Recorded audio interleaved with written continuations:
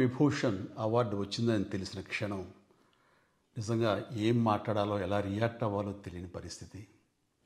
మన దేశంలో రెండవ అత్యున్నత పౌర పురస్కారం పద్మ విభూషణ్ లభించినందుకు నాకు నిజంగా చాలా సంతోషంగా ఉంది.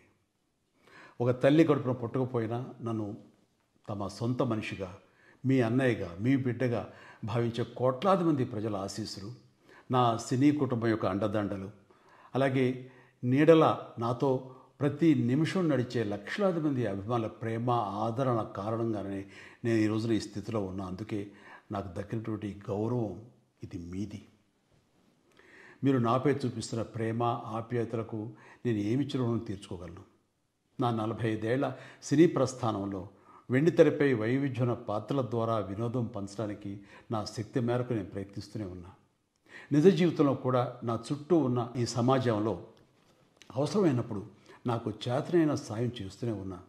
కానీ మీరు నాపై చూపిస్తున్న కొండంత అభిమానానికి నేను ప్రతిగా ఇస్తున్నది గోరంతే.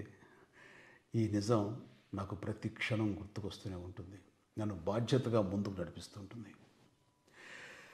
నన్ను ఈ ప్రతిష్టాత్మకమైనటువంటి పద్మ విభూషణ్ అవార్డుకి ఎంపిక చేసిన భారత ప్రభుత్వానికి, గౌరవ ప్రధాని శ్రీ నరేంద్ర మోడీ గారికి నా హృదయపూర్వక కృతజ్ఞతలు. జై హింద్.